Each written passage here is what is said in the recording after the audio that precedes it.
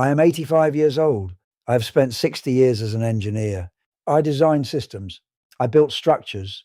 I solved problems that most people could not even understand. People called me brilliant. My name was in company reports. My work was in textbooks. Younger engineers looked at me like I had all the answers. I believed them. That was my first mistake. For 6 decades, I told myself that what I was building was progress, that every project I completed was making the world better, that the numbers on the blueprint were just numbers, that the decisions I made in boardrooms and design rooms were just professional decisions. I was wrong. I am 85 years old, and I am sitting here today because I need you to hear something that took me a lifetime to understand. Not because I want your sympathy, not because I want to feel better about what I did, but because you are still young enough to choose differently. There is a bridge I designed in 1987. It still stands today. Thousands of people cross it every week. They do not know what I know about that bridge. They do not know what I chose to ignore when I signed off on it. And they are not the only ones. Over 60 years, I built pipelines, factories, drainage systems, and industrial plants. Each one approved, each one certified, each one within what we called acceptable limits.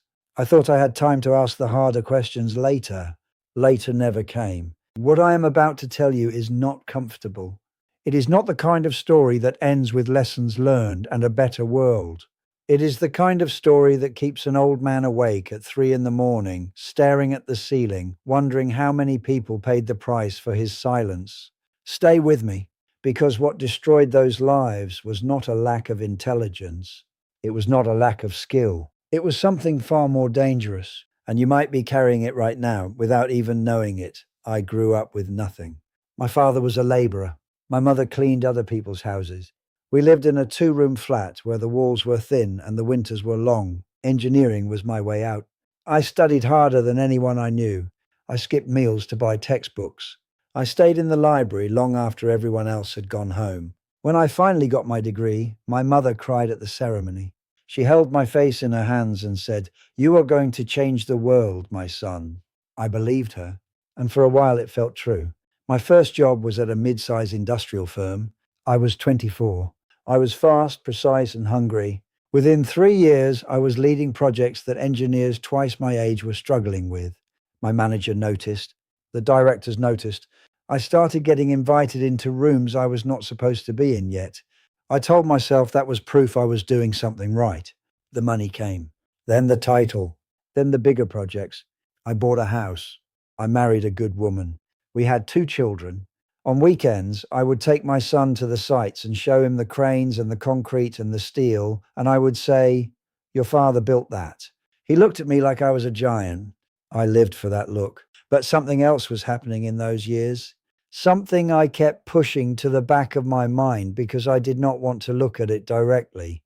The projects were getting larger, the timelines were getting tighter, and the questions I was supposed to ask, the ones about long-term environmental impact, about what happens to the communities near these plants, about where the waste actually goes after we call a project complete, those questions were becoming inconvenient. Not illegal to ask, just inconvenient. There was a chemical processing plant I worked on in the early 1990s. A large contract, prestigious client, the kind of project that gets you promoted. During the design phase, one of my junior engineers, a young woman, maybe 27 years old, brought me a report.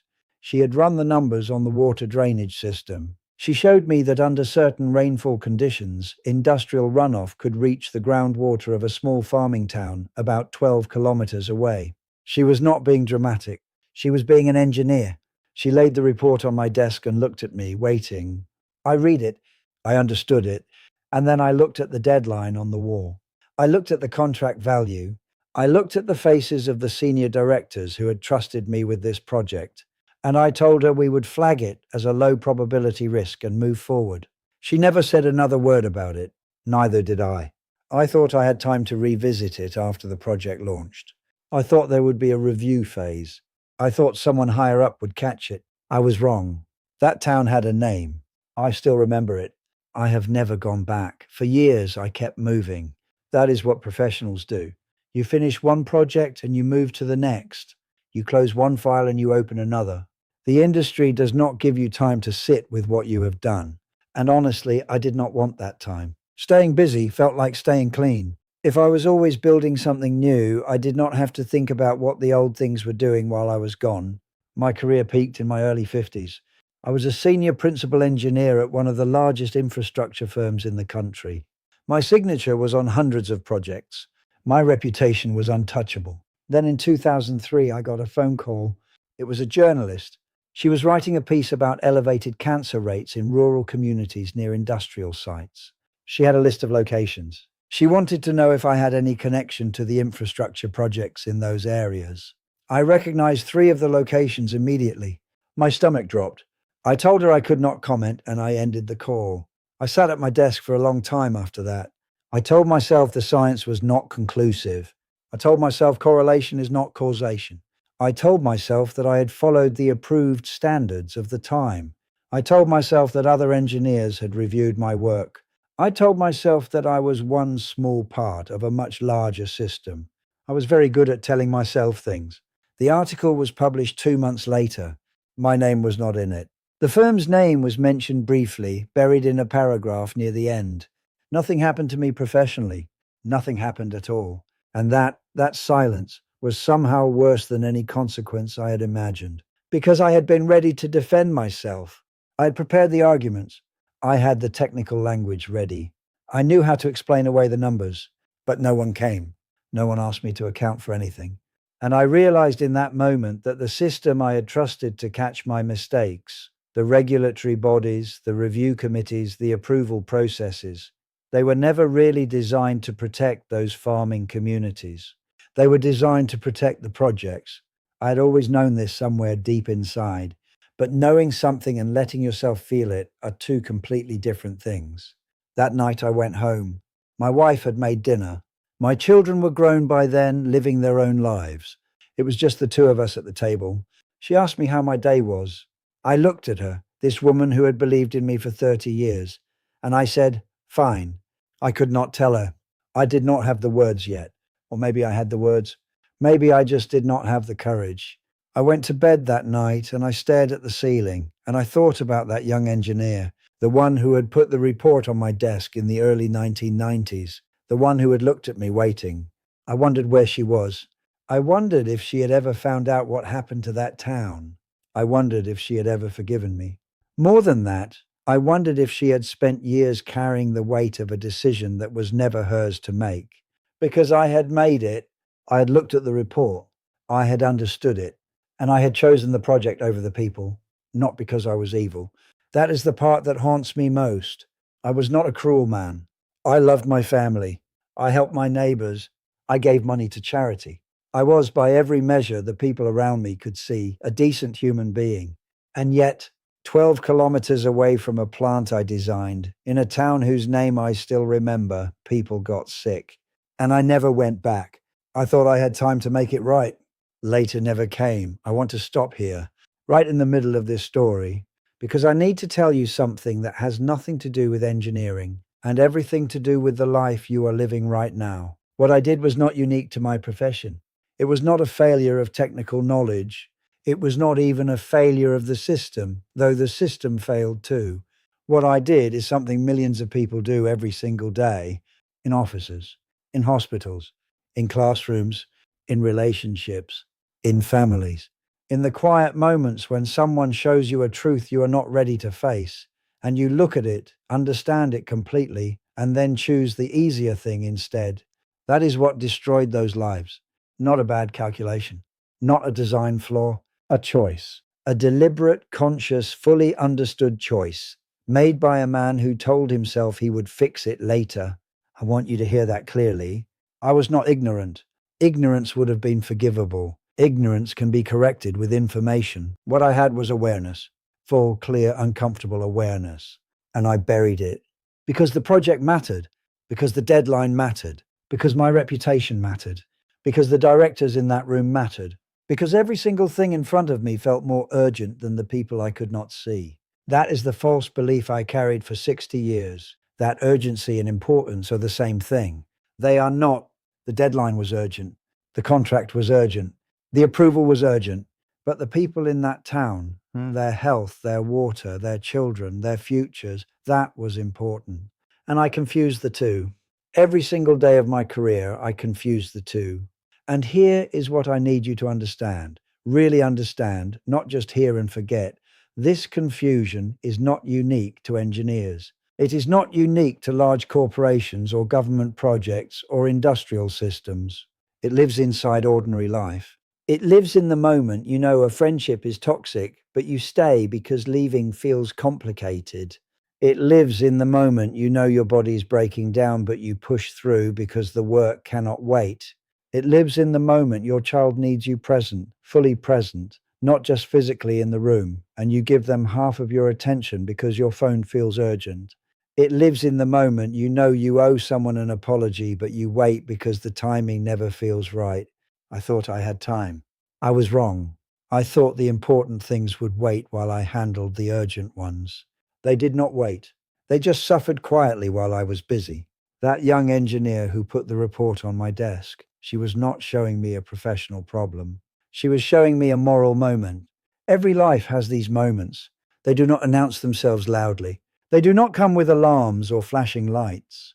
They arrive quietly, in the middle of an ordinary day, in the form of a report on a desk, or a look on a child's face, or a feeling in your chest that something is wrong. And they ask you one simple question. What are you going to choose? I chose wrong. Not once. Not twice. For 60 years, I chose the thing in front of me over the thing that mattered. And the tragedy is not just what happened to that town. The tragedy is that I built an entire identity around being good at my work, and I never once stopped to ask whether my work was good. There is a difference. Being good at what you do and doing good with what you have, these are not the same thing. I mastered one.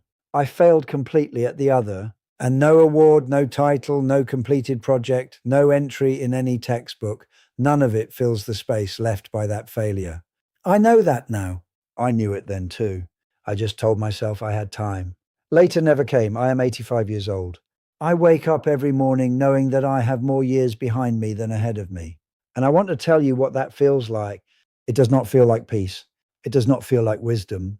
It feels like standing at the end of a very long road and finally being able to see the whole thing clearly, every turn, every fork, every moment where you could have gone a different way, and not being able to go back and walk it again. That is what old age is, if you're not careful. Not rest, not reflection. Regret with nowhere left to go. And I am telling you this because you are not 85. You still have road ahead of you.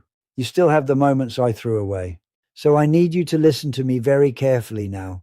Not as an engineer, not as someone with credentials or titles or decades of experience, as an old man who got it wrong. There is someone in your life right now that you have been meaning to call. You have not called them. You told yourself you would do it when things slowed down. Things have not slowed down. They will not slow down. Call them. There is something you know is wrong in your work, in your choices, in the way you are living, and you have been telling yourself you will deal with it later. Later is not a real place. I have been looking for it my entire life. It does not exist. There is a version of yourself that you keep promising to become. The more present parent, the more honest friend, the person who finally speaks up, the person who finally slows down, the person who finally chooses meaning over momentum. You keep putting that person in the future. Stop. That person does not live in the future. That person only exists in the choices you make today. Right now, in this moment, I built bridges that still stand. I built systems that still run. I built a career that people still reference. And I would give all of it, every project, every award, every moment of professional pride, to go back to that afternoon in the early 1990s, to look at that young engineer standing at my desk, to look at her report, and to say, yeah, you are right. We are not moving forward until we fix this. That is all it would have taken. One moment of courage, one decision to choose the important thing over the urgent thing. One choice to be the kind of engineer, the kind of person that I always believed I was. I thought I had time. I was wrong. I thought the hard choices could wait. They could not. I thought being good at my life was the same as living a good life. It is not. You are going to put this video down in a moment. You are going to go back to your day. your messages, your deadlines, your responsibilities, your noise. And somewhere in that day, a quiet moment is going to find you. A moment that asks you to choose. Please choose the important thing, not the urgent thing, not the comfortable thing, not the thing that protects your reputation or your schedule or your image. The important thing, the person, the truth, the courage, because I am 85 years old and I have run out of chances to choose again. Don't make my mistake. Don't let later become never. The time you think you have, you do not have it. Nobody does. Use it now.